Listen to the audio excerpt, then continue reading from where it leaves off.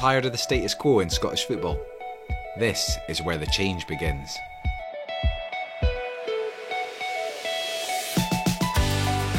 Right, hello everyone, and welcome to the Improving Scottish Football podcast. My name is Kieran Hennigan, and on the episode we are talking about elite young Scottish talent. So this includes discussing why so many young Scots are moving to clubs in England, and we'll also dive into the current state of the Scottish under-21s as well. And joining me is Owen Brown, who runs the Young Team account, which I'm sure most of you will be aware of. So Owen, a very warm welcome to the podcast. Could you give a little bit of an introduction to yourself for those who don't know you? Sure, yeah, thanks for having me on, Kieran, and hello to all the listeners. So did a bit of football journalism in my past, have an interest in youth scouting, enjoy kind of sharing information with other people, and so I kind of set up the Young Team Twitter account as it was then, before Elon Musk got his dirty paws on it, and kind of give out information on young Scottish footballers. Very grateful to anybody out there that does follow the account, particularly also to players and agents and scouts that have shared their time and thoughts with me. I'm quite keen to kind of avoid portraying myself as some sort of expert on the subject, but I think I'm quite a good judge of a footballer, and also I think I'm quite honest and objective with my views on things. And also I think I like to take into account the kind of complexity, the nuance, not just get this guy in the team now or whatever, but the kind of background details about youth football and about the state of play and about players. Also think I've got quite good analytical and communication skills, so hopefully that makes my views on the subject sort of worthwhile. So yeah, that's me. A couple of years ago, you were actually the second ever guest I had on the Improving Scottish Football podcast. And I remember I was asking you, who are the young Scottish talent we should be looking out for? And you were like, oh, there's this guy, Lennon Miller. He's about to break onto the scene. Keep your eye out for him. So you definitely do have an eye for a player. In that space of the couple of years since you came on the podcast, how do you think the general outlook is on young Scottish talent? Are you more optimistic now than you have been maybe in previous years? Do you mean about the talent level or the opportunities or just generally? Yeah, I mean the talent level, the quality of player that Scotland is producing. No, I wouldn't say that I'm particularly more optimistic now than I was then. I wouldn't say I was massively optimistic back then either, though. And this isn't kind of, don't want to start on a negative footing here. And also I do think there are some, exceptionally talented footballers. When I talk about footballers, I'm kind of respectful of the fact that anybody that's playing at the kind of level I'd be looking at is a good footballer. But yeah, I think that we're in a situation now, and probably have been for the last couple of years, that there might be people like you mentioned, Lennon Miller, and then of course people like Ben Doak and so on. But beyond that, I don't think there's a huge amount of real quality in large numbers, which is obviously a bit concerning. But I think that's not necessarily that different from how it has been for a long time in Scottish football. I think people sometimes have nostalgic views of the past, or have kind of cognitive dissonance in terms of they'll remember a clutch of players as examples, but actually the spread of time that those people played over, or the impact those people actually had, is limited. So anyway, I guess what I'm saying is not a great outlook at the moment in my view, but that's not necessarily that different from how I'd see it over a longer period of time. Is a big reason for that, do you think, the lack of minutes that the under-21s are getting, in the Scottish top flight? Yeah, that's got to be a major factor. I mean, I think everybody would agree that you, in all walks of life, you tend to get better at things by doing the things in a kind of challenging level. And probably all listeners, viewers, and yourself, Kieran, will have seen the statistics about the percentage of minutes given to young players at Scottish Premiership teams, or even indeed at lower levels in Scotland, Championship and so on. It's not good. It's not good just in kind of raw numbers. It's not good comparatively, with other countries in mind and the kind of time they give to them. So yeah, absolutely, that cannot be a helpful factor. It's definitely one of the things that, in my view, would hold back the development of players. Sure. Is potentially bringing in some kind of homegrown player rule, would that be a good solution to this problem that we find ourselves in? Yeah, it's a good question, Kieran. There's a good phrase. It doesn't apply directly to this, but you don't want to turn a loophole into a colander. My concern is that if you start putting in these rules, you sometimes end up with some unintended consequences. Like, for example, the homegrown rule sounds good, but you really need to make sure that you get these things right, because my concern is that if you just set a number that, say, Premiership clubs have to have in their squad for a match day, then you might end up with a lot of players just on the bench, not getting minutes, not actual realistic game time. Then a knock-on effect for those players is, well, for example, Kieran, when do you think the under-18 matches are played, or the games that those guys would have been in otherwise? I don't know. Okay, well, they tend in Scotland to be on a Friday evening, or there might be some B teams that play on a Saturday or whatever. So if you're going to be on the bench for the first team, you're not going to be playing in the game that you would have been playing otherwise, right? These guys get promoted and get stuck on the bench, maybe come on for 15 minutes at the end of a match or whatever, but don't play any other football for potentially, a month or whatever, while they're the ones in that cycle of being the people on a subs bench. So while I totally agree that in order to improve Scottish football overall and hopefully improve the younger players and give them more of an opportunity, there probably at this stage needs to be some sort of regulation, some rules that enforce it, because the clubs aren't showing the appetite to do it without that sort of thing. I do think we need to be very, very careful about how we approach it. It would be nice, in my view, maybe even to have an external body look at all these things, because there's so many interests at play, and I guess we'll come on to that with more detail on this later. But obviously the clubs have their own interests. Other people maybe don't see the whole picture from their particular angle of things. So anyway, what I'm saying is, maybe bring in some regulations, but let's think very, very carefully about how we approach it. And I think just given a hit this number of young players in your squad on a match day, it's probably a little bit simplistic. There needs to be some more thought into it than that. Yeah, absolutely. I agree. There has to be a smart way of doing it so that they're not just a token inclusion. I know that one of my regular contributors, John Walker, his suggestion was to keep back some of the prize money from the SPFL, have a small pot that then gets awarded to clubs that have played the most amount of Scottish under-21s. Something like that, where it's more of a financial incentive. Again, I like it, but you'd need to think very carefully. It would need to be a pretty significant amount of money, I think. So whether the SPFL and the other clubs that would obviously be losing, there's not just extra money there, presumably. So somebody's going to be losing that money as it stands. So you need to make sure that there's a good case behind it, and it's enough money that it makes it worthwhile for the clubs to participate fully in it, and that it doesn't just become a token thing.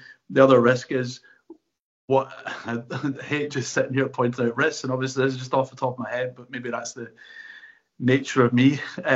What if that then incentivizes some clubs to keep young players around longer than they would have, who are probably not actually good enough to play first team at that level, but they keep them around for an extra season just to be able to throw them into the squad or onto the pitch to get that money or to look good or whatever? Is it going to be ultimately beneficial for player development? I don't know. That's the problem with these incentives. They sometimes have unintended consequences.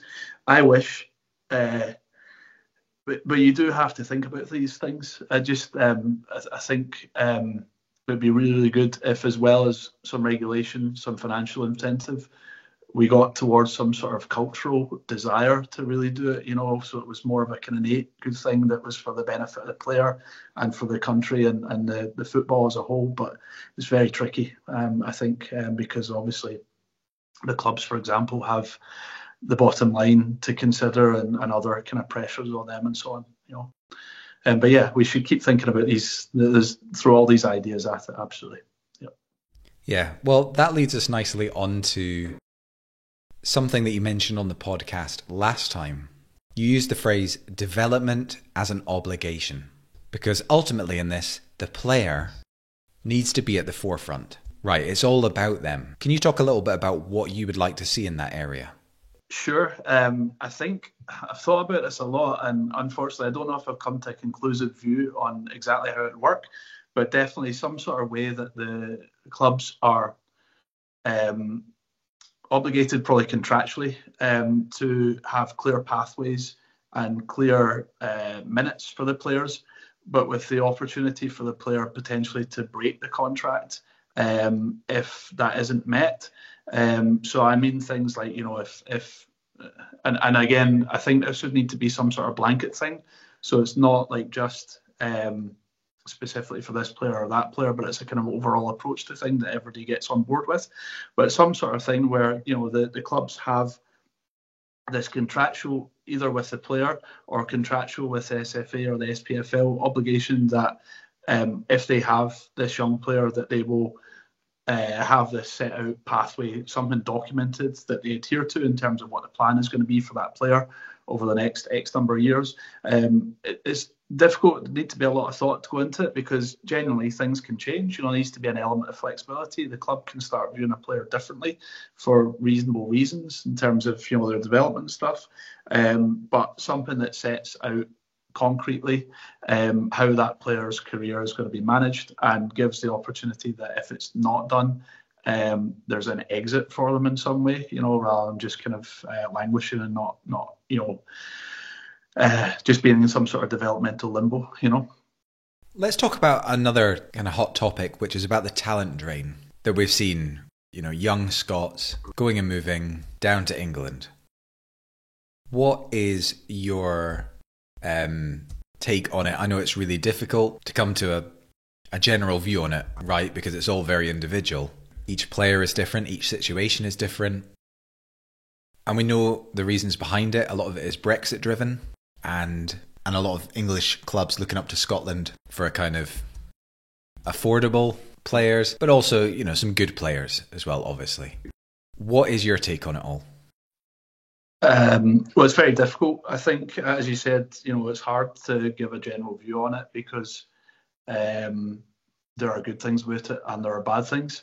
So to sum up, in my view, good things are that there are opportunities there for the players. So, I think ultimately an individual should be able to decide what they want to do with their career. So if they get the opportunity to go somewhere where they think they'll get better coaching, more money, and as some people have said to me, also life experience. It's a good thing perhaps to do as a young person, and also perhaps more challenging football. So even if they're not going into first teams at that point, keep in mind that if they're at a certain level where maybe the club has a academy side in PL2 under 21 football, it might be that they're 18, 19, they're playing in that, which is a good level against good players, where if they're 18 or 19 up here, there might not be really that reasonable level of football to play. You have to be careful, obviously, because you don't want to be stuck in PL2 playing under 21 football for too long. But then maybe another benefit of being in England at clubs of that level is that it's a sort of CV booster. You have that in the CV, it maybe opens up more options in terms of loans. There's obviously more clubs down there for loans to a reasonable level. So there are some benefits, I think, mainly in terms of the players. In terms of their development as players and improving, it's very hard to kind of say, because the numbers are so few and there's so many factors at play in whether somebody reaches their potential or not. But you'd have to imagine that the coaching is better, that the games are more challenging and stuff like that. So some good sides there. Downsides, of course, are that it's very difficult to break into first team for most players at that level, at the clubs that they go to. But I guess they could say, where's the evidence that's going to happen at most clubs up here anyway? The other downside, of course, is for us as a footballing league. It's a talent drain, right? It's the same as any other industry. If you're in a position where all of the talent is going to London or whatever, it's not good. It's very difficult. It's very challenging. I wouldn't kind of personally put any player off kind of following that path for their own development stuff, but it does kind of suck for our own game in a way, in some ways, particularly because, as you pointed to, the fees that we're maybe getting for those people, they're not that massive at that point, and maybe it's also quite difficult for us to see the clubs that receive them being able to reinvest them in a way that kind of you can evidence as saying, well, that definitely kind of then improved, Aberdeen or Dundee United or whoever it is that's lost their players, So it's a tough situation, isn't it? But it's the reality of things. I think from my perspective, you just got to kind of support the players and say that they have to do what they want to do, and hope that the clubs here still continue to try and develop youth and promote what they can to the first team. Yeah. It all feeds into what you were saying earlier about development as an obligation and the clubs actually genuinely wanting to develop their players. Because if a player can see that there's a clear development plan for them, and that's all clearly laid out and explained to the player, then you can understand why they would reject some English clubs. But in the same breath, I mean, if you're Ben Doak and you're given the chance to go and train every day with Mo Salah and co, I mean, how can you say no to that? Yeah, it's very understandable, isn't it? I mean, that would be very tough to turn down. But I think you're right. It's the same with anything. It's all about the same in kind of any career. You need to set out what the development opportunities are for the individual, show them the pathway, the progress that they can make and so on, but also accept that there might be situations where there's kind of special talent and special opportunities and so on. And just think of, I wanted to go back to something briefly as well in terms of the other kind of problems perhaps in terms of the talent drain. So thinking not necessarily at the very young age, the age that maybe Doak and etc. left, but slightly older, another kind of thing that stymies us, I think, in terms of keeping talent within our league, and another unintended consequence of a well-intentioned idea is the training compensation, the FIFA fees.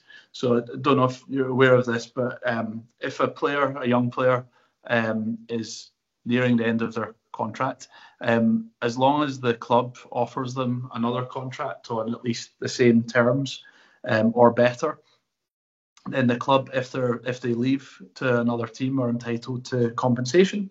It's kind of based on length of time they've been there, etc. and so on. But these are quite reasonable sized figures. It's potentially for a player, could be a couple 100,000 or whatever. And an issue here is that almost no Scottish club can afford that. So, let's say somebody is leaving Celtic or Rangers in that way, or even Aberdeen or whatever. It's not like St Johnstone or Motherwell or St Mirren or whatever can pick up that player, because they just wouldn't be able to pay that fee. So even if the opportunity is there, even if the player might want, maybe doesn't want to stay at Celtic or Rangers or whatever because they're not going to get into the first team, they're not getting that opportunity, they may just not get the chance to be able to be picked up by another Scottish club because of that financial reality. And again, it's very difficult because you don't want to say that clubs shouldn't get compensation for development and so on, but there is that difficulty, and there's also the risk that sometimes clubs use that in a little bit of a mischievous way, where maybe they're limiting the options for players by offering them a contract that they both don't necessarily want, but it then kind of means that they will get that fee for the player, if the player then goes somewhere else. So it's kind of tough. There's lots of things. I think it's important. I guess the point I'm making there is that sometimes when people think of the talent drain and think of players going away and so on, they think just that the players are wanting the money. The players are just thinking of their own opportunities and so on. But sometimes there's not as many options for players as you might think in reality. People are not as in control of their own destiny as you'd maybe want them to be. Okay, well, in a minute we're about to come on to the Scottish under-21s, but before we do, I just want to get your opinion on how the governing bodies are addressing some of these issues. So obviously there was the publication of the transition report. There has since been the announcement about the cooperation system, also changes to the Challenge Cup. What is your opinion on those changes? Well, I respect the fact that they're trying, and I respect the people that are involved in the process. And I think any efforts are good. I'm just a little bit sceptical about how much impact we're going to see things like that having at this stage. I think we need to wait for a little bit more detail on them. But the cooperation thing, again, I guess it goes back to what we were talking about earlier in terms of plan, pathway, and so on.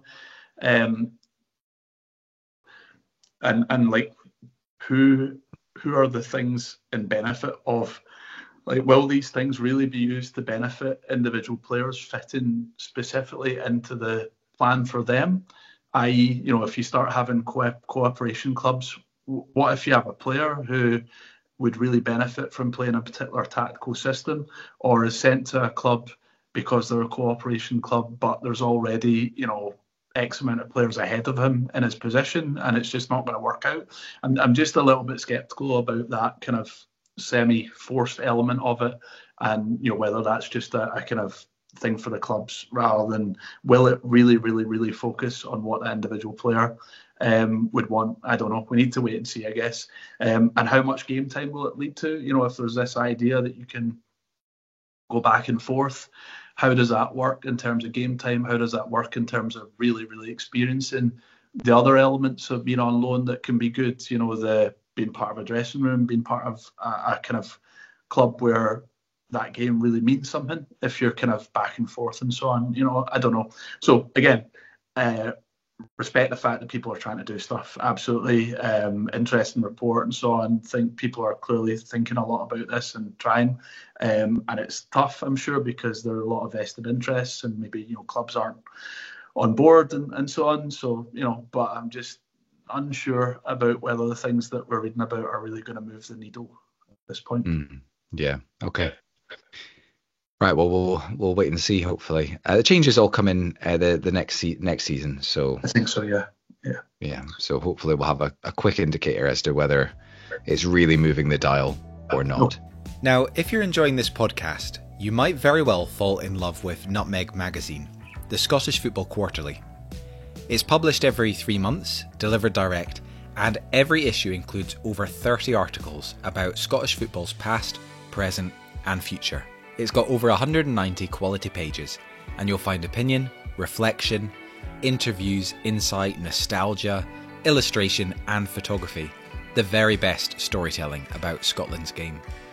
Head to nutmegmagazine.co.uk to find out more, and to subscribe or buy single issues.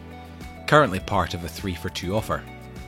Do also check out their digital home nutmegfc.co.uk for topical articles and podcasts. Alright, good. Let's get to the meaty stuff then. What is going on with the Scottish under-21s? And obviously I'm not advocating for anyone to lose their job or anything like that, but it's always good to be constantly asking for any club or any national team to be constantly asking yourself, have we got the best system in place? Have we got the best coach that's out there? And I'm not 100% sure that question is being asked. And I'm also not sure whether anyone's actually, from the media, asking the question as well and putting any sort of pressure on. And I'm just genuinely wondering whether the Scottish FA are just happy with how it is and just kind of ticking along. How do you read it? It feels like they are, and they shouldn't be. I think we need to get a lot more aspirational in terms of our youth teams and how they're doing. So the under-21s, we've not qualified for the under-21 Euros since 1996, and it's a tournament that happens every 2 years, right? It's not every 4 years or anything like that. That's like 15 tournaments that we've missed as under-21s, which is shocking. Oh my goodness, that is bad. Yeah, long time without being at a tournament, and it's not like we were regulars before then. But yeah, and I think in terms of the current position with the under-21s, well, interesting results very, very recently. So we had a couple of friendlies over in Spain. First one played the Republic of Ireland and actually played very well and won that game. But Republic of Ireland were very disappointing. They did not impress me at all. I was kind of a bit confused. I don't admittedly didn't know a lot about the particular selection for that team. Mason Melia, who's the kind of star young forward, wasn't playing in that match because he had a slight injury. So, maybe they weren't full strength otherwise. But anyway, did well, well enough anyway. And then in the follow-up match, we played Iceland and we lost 6-1. It was pretty shocking. Now, it was a sort of second string to an extent side. I mean, obviously, we already have various players, Ben Doak, James Wilson and so on, who are not in the under-21s. And that game against Iceland, again, it was a rotated side from the team against Ireland, but just a shocking result, shocking performance. It was slightly compounded by the fact that we had a player sent off, but it was already 4-1 when the sending off happened.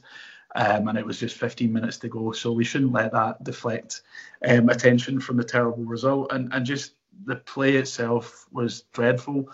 It really stuck out against a team like Iceland because, of course, well, they're a small nation population-wise, and don't necessarily produce many superstars. They did have a good forward, kid who was at Bologna's academy, is now at, strangely, Stockport County, I think, even though he's still in his teens. He was very good. But other than that, they were just better organised, quicker, stronger, knew what they wanted to do, basically, in terms of opening us up, and were just very, cohesive and dangerous compared to us, and we were awful. And I think that to kind of go back more generally to what you're saying about the management, I just don't see anything from Gemmell consistently to justify remaining in the job for this length of time. There have been isolated good performances, but I think if you go back and look at those, they're sometimes to do with the opposition not really stepping up, or they're maybe down to an individual. Doak, for example, had a very good game against Spain, which Gemmell would point to as a kind of example, I guess. And I think that I want to underline this with the fact that I'm sure. I think from having heard him speak and so on that Gemmell seems to have really good intentions and to be a good guy and so on. So I think ultimately what we should be maybe thinking about here is that that's just too long to be in a role of this sort overall for anybody. It's not that normal, I think, for a youth team coach of under 21s to be in place for nearly a decade, particularly when there's not been success, right?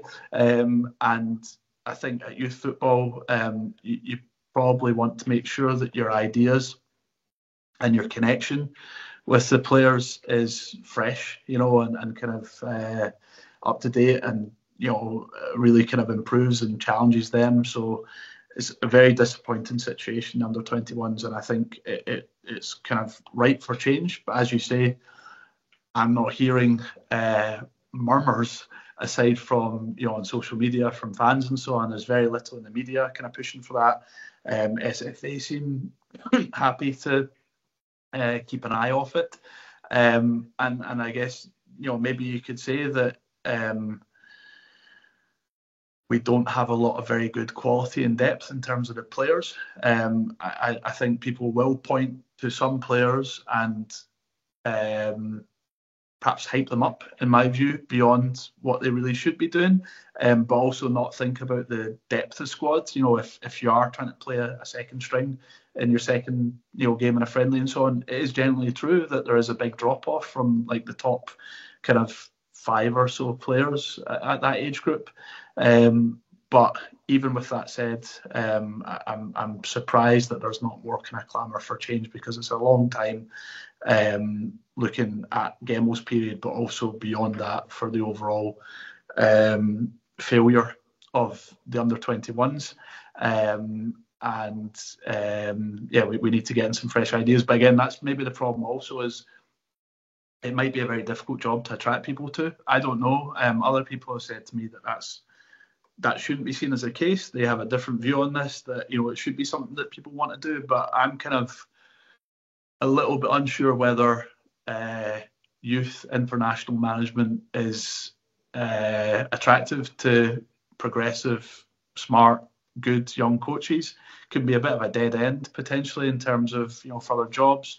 There's not a lot maybe day-to-day work in terms of coaching and stuff. So I don't know how well we can do in terms of attracting people. But yeah, it's not great at the moment, I would say. Yeah. What I'll do here is I'll just cite a study from Harvard, right? That discussed what the average length of a boss should be, right? Okay. Just talking about business okay. in a more broader sense. Right. Okay. 7 years, they say, is a good amount of time for a CEO or someone in charge of an organization. Okay. Now, I know it's a slightly different thing, right? But the point here is that change is good and fresh thinking is good, and that there are cycles. That word cycle, like if you don't do it now, then you get into another qualifying cycle for another tournament, and then, you know, you're not necessarily going to do it in the middle of that. So it's like there's small windows for somebody to make a decision about these things, and maybe that's part of the difficulty as well in terms of attracting people, that you probably only have a small window in which you can go out and recruit and get somebody. I don't know. But either way, yeah, I take your point that it's too long. Probably you can just use that. You know, you can just say, well, this is, perhaps there should be maybe the SFA should have a principle, you know, a philosophy that you have, you know, succession or new person in place after X amount of years, regardless how it's going. I don't know. Why do you think there hasn't been that clamour? Do people not care about the Scottish under-21s? I don't think it's, generally speaking, I don't think people are that bothered about international youth football, really. It's not a particularly well watched or well followed area of the game. I think also the other part to that is that people kind of would generally accept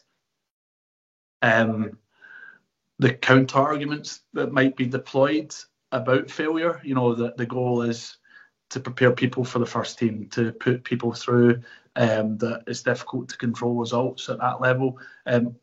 These things are all true to an extent, but that doesn't take away the expectation that performances should still be better, that you'd want to see over time results and so on, and that people progressing to the senior team,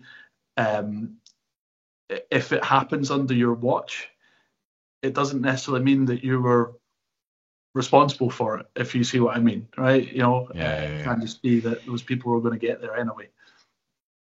It drives me absolutely mad that people don't care more about the Scottish under-21s and other youth groups. I don't think we can.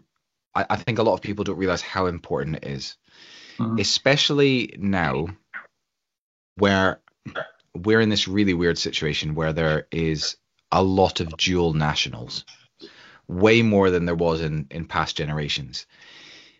And we are faced with this kind of unique situation where there are so many players who are eligible both for Scotland and for England, and maybe some other countries as well. And the youth setup in Scotland needs to be top end in order to attract these guys to declare for Scotland. Because if they don't, they're going to declare for England, and we all know we've got a small talent pool already. And as much as people love to say, oh, if he doesn't want to play for Scotland, we didn't want him anyway, right? I hear that stuff all the time. That drives me up the wall.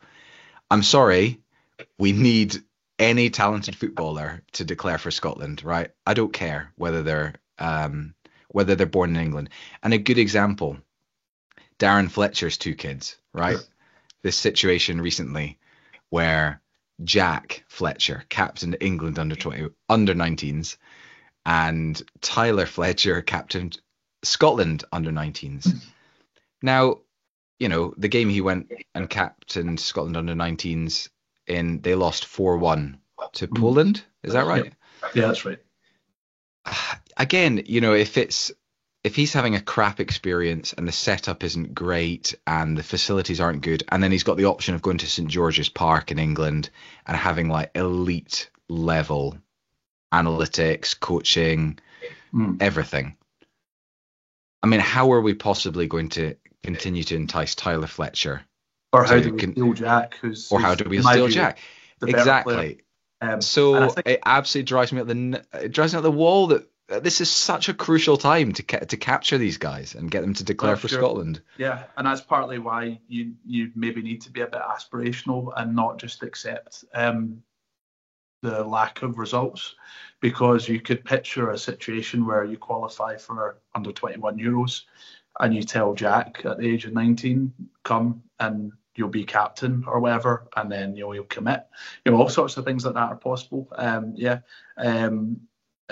success would open you up to other players, sure, probably, and just overall, if it's a better setup, then the players who are not dual nationality as well, they're going to benefit from the better level of coaching and so on. So yeah, absolutely, I agree with you, Kieran. It is frustrating, and I don't think we should accept the status quo. That there should be efforts made to improve how we're doing at that level.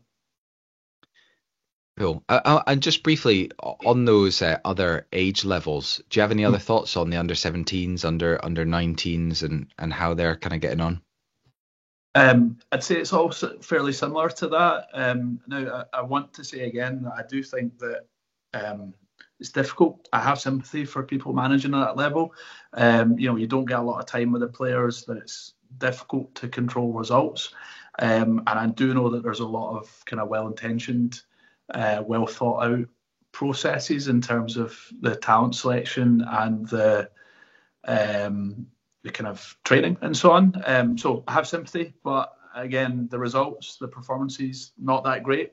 You may have seen how the under 17s did recently. You probably saw there was a pretty big win against Liechtenstein, but still a big win. We had a group, North Macedonia, Romania and Liechtenstein, and we won that group. We drew 2 each with North Macedonia. We should have won. We were winning 2-1, but there was a goalkeeping error with just kind of 10 minutes to go or whatever. They brought it back to 2 each. But anyway, we then went on and beat Romania. Very, very good performance against them. I was impressed with the resilience of the players. They were pressed very hard in the first half and struggled a bit, but they kind of dealt with it and improved. And then that big win against Liechtenstein.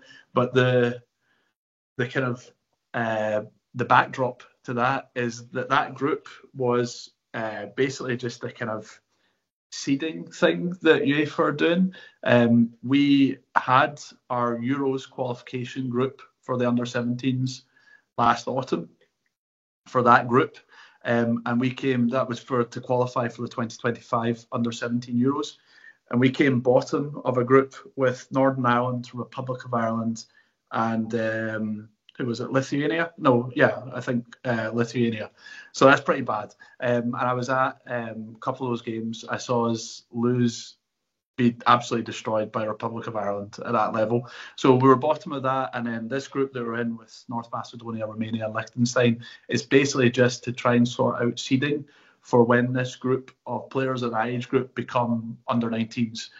So the under 19 Euros qualification or whatever. So I think that throughout the age groups, I mean, you said, Tyler Fletcher captained us when we lost 4-1 to Poland. That's not a good sign, right? That was a friendly out in Spain. I've not seen the game, the video of that, so I can't really comment on how unlucky or perhaps lucky we were with that result, but still not that great. I do like, some of the coaches that are in place at that level. Neil McFarlane, who's the under-19 manager, he's clearly trying to do good things tactically, but still very mixed results, very mixed performances throughout the group.